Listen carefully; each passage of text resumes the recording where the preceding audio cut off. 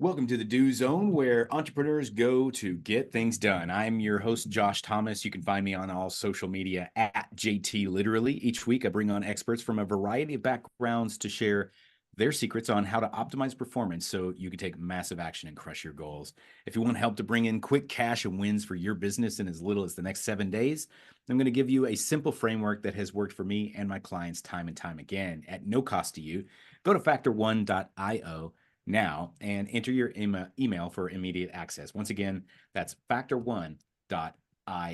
Today's guest is Chris Massa. Chris Massa boasts over a decade of strategic collaboration with entrepreneurs, offering invaluable expertise in managing financial data via his bespoke approach to a finance department on demand.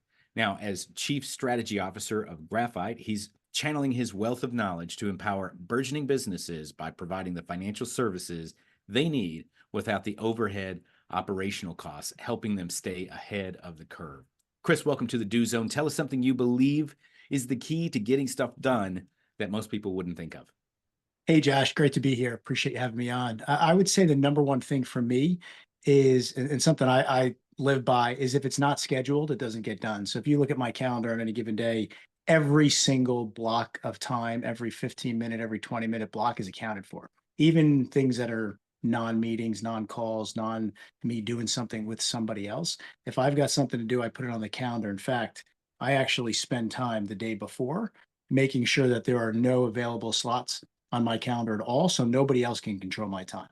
Because if you work in any organization, you know that people can see your calendar, things like that. People just put meetings on. I leave like maybe 30 to 45 minutes a day for that to be a good corporate citizen. But other than that, if you don't control your time, you're just never going to get anything real meaningful done. Well said. And there's two comments that I can make about that. First of all, yeah, same thing here. I literally have to schedule a phone call with my daughter. I have to schedule dates. My mom's birthday is coming up, and I had to put that on the calendar so that I don't miss dinner. And here's the trick, and you just nailed it. When you send out a Calendly link, I love Calendly. Calendly's awesome, but when you send out a Calendly link, you are handing over control of your calendar to whoever has that link. And as difficult as it is, and as manual and how much extra work it is, checking and confirming that somebody else deciding that they want to book a call at this time and saying, hey, that's okay, that keeps you in control of the situation and also keeps you in control of your own time. I have a VA who's like, can we just send the link? No, confirm the time, make sure that it works, and then we'll book. And Yeah. that's one of the hardest things for us to do because there's so much technology and automation. We want to automate it, but then we lose control. We are always giving something up. And you give up more than your time too. Like, I mean, anybody that has ever kind of read deeply about productivity and time management, you know that it's not simply if I've got a meeting from 12 to 12:30, I can immediately go do something different at 12:30 to 1. There's ramp down time, ramp up time. And so if you're just sort of back to back on things that are disconnected and not doing sort of the same thing for say 2 hours at a stretch, your productivity is massively lower than somebody that can really sit down and do some deep work. And I used to kind of be frenetic about that. I didn't, early in my entrepreneurial journey, you never want to say no. You never want to miss an opportunity. There's like massive FOMO of like, hey, if I don't say yes, somebody else might never come around and want to buy the thing that I'm selling. So you say yes to everything. And at the end of the day, you just feel super frazzled and feel like you didn't really get anything meaningful done. And so it's taken me a long time to learn that, but it's made a big difference. Yeah, and there's a couple of things that I'd love to hear from you about, and I know that you talk about many different topics. One of them is about a successful acquisition, and another one is about the entrepreneur marathon. And I want to talk about you have a three-step action plan for successful acquisition. Now, first and foremost, can we set the stage? Is this for me as an entrepreneur acquiring a company, or is it for me as an entrepreneur selling my company and becoming acquired? Yeah, so I've mostly been on the latter side. So I've sold two companies, most recently in 2023. So I'm kind of newly out of the last one. And, Graphite actually acquired my company. Graphite Financial acquired the company that I had started before that. And so just went through this process again. But Most of my experience has been on being sold or building something to sell versus acquiring somebody else's baby. Awesome. And so Yeah. you have a kind of a three-step action plan for that. So if somebody's considering selling their company in the next few years, walk us through those three steps so that we understand what they are and how we can prepare.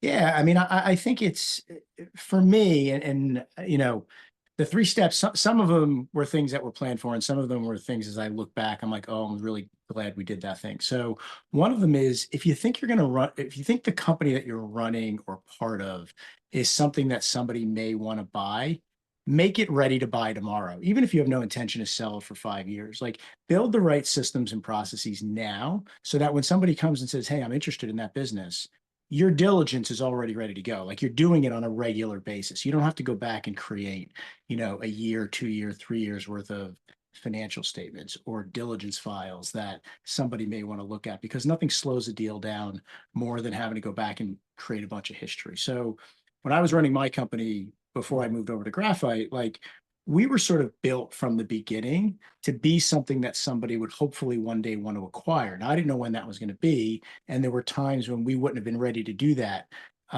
as a business, or it wouldn't have been the ideal time, but we were always ready from an infrastructure standpoint because we always kept really good books and records. We knew exactly what our numbers are. We could, sort of flip that into a diligence process at any point in time. So always be sort of prepped to sell.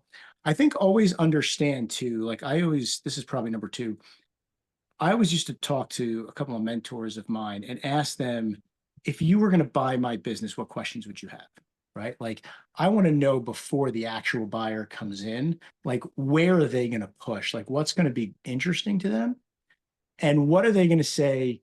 That feels like a weakness. Why should I be interested in that thing? Or how do you solve for that?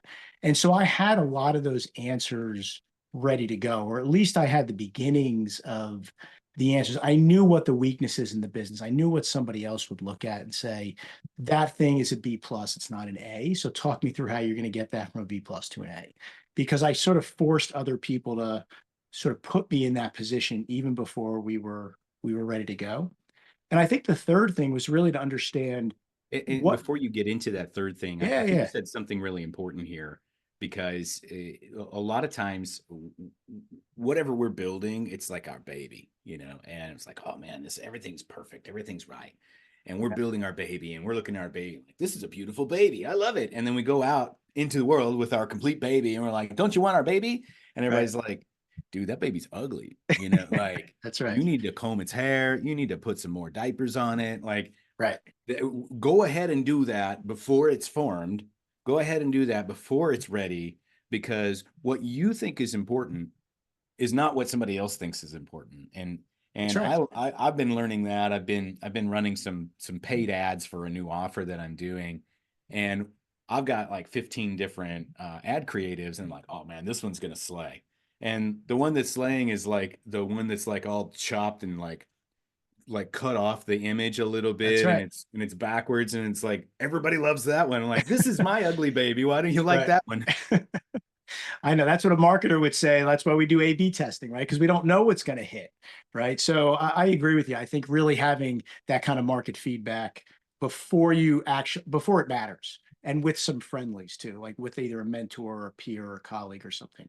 Um, the third thing I would say is be able to prove that the business can run without you, because businesses that are founder dependent are generally much riskier to a potential acquirer than businesses that have built a system or a flywheel that can spin without the founder or without the current CEO. That doesn't mean there's not maybe some transition pain if that person left, but being able to sell that as a value and not having kind of walking back the ego of, hey, look at this thing that I built, and it's an extension of me as a human. And if you're buying it, you're buying me. That's very risky for a buyer. So I think you got to take the opposite approach and say, we built a really impressive system here that knows how to build something, get a customer, sell that customer the thing that we built, and then keep that customer over the long term. And if I leave tomorrow, there'll be very little disruption to the business because that flywheel is going to keep spinning. That's a much more sellable story, but it requires that to be true because a sophisticated investor will poke in the right spots and say, well, but you're involved in every aspect of the business. Like you sell all the things, you build all the things, and then you service the customer. So how can that possibly be true? So you've got to build the flywheel for it to actually be true. But that premise of building something that can live without you, I think is really important. Yeah, solid. And just really quick, I know one of the things that you talk about is this really is a marathon. It's not a sprint.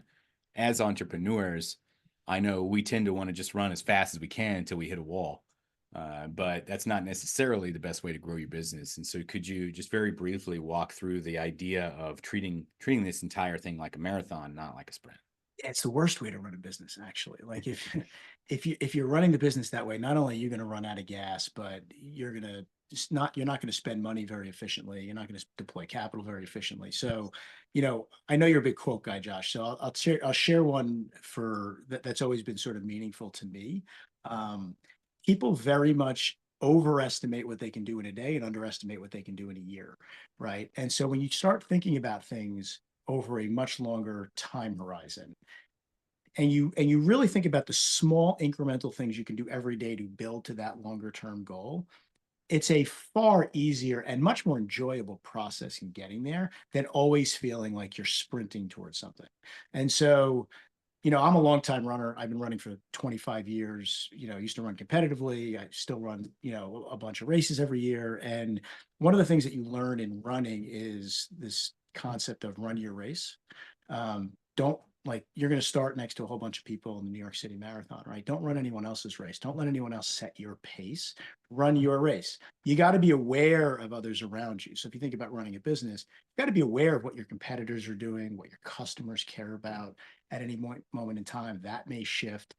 You certainly have to be aware of employee sentiment and all the other things that surround a business, but you've got to set the agenda for what's right for that business at that moment in time. You can't let all that noise set your priorities. You've got to run your race, and be aware of those things and be ready to pivot. But always know that like you've got a set of assets as a business owner, as an entrepreneur, that you can bring to bear. Use those things and stay on track and think about what you can accomplish over a longer period. Smart and strong. And yeah, I'm familiar with that quote. It's attributed to many different people, Bill Gates, Steve Jobs, and all kinds of different people have kind of been attached to that. But regardless of who said it, it makes a lot of sense, and it's kind of how we're wired as human beings. Like we're confident, oh, I can get a lot done, but I don't. It's harder for me to think about the longer term. And so if we can kind of rewire our brains to look a little bit farther out, then we're able to be more successful that way. It also dials down the pressure every day, right? Like if the pressure every day is I've got to go out and I've got to be marathon ready in 2 months, that's a lot of pressure. If the pressure is I've got to go out and run 2 miles today and 2.5 miles tomorrow and maybe 2.5 miles for the next week, but then I'm going to bump up to 3 and then 4, like that feels much more manageable. I can accomplish those small things en route to maybe an 8 month trajectory, right, to running that marathon. So, it creates a set of bite-sized, I think, goals that make you feel accomplished every day, even though you're moving towards the same endpoint. Chris, tell us what you're working on now and where we can learn more about you.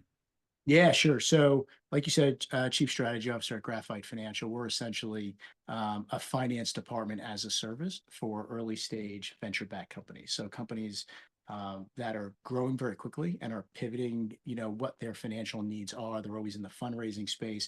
We can come in and basically give them a world class finance and accounting operation.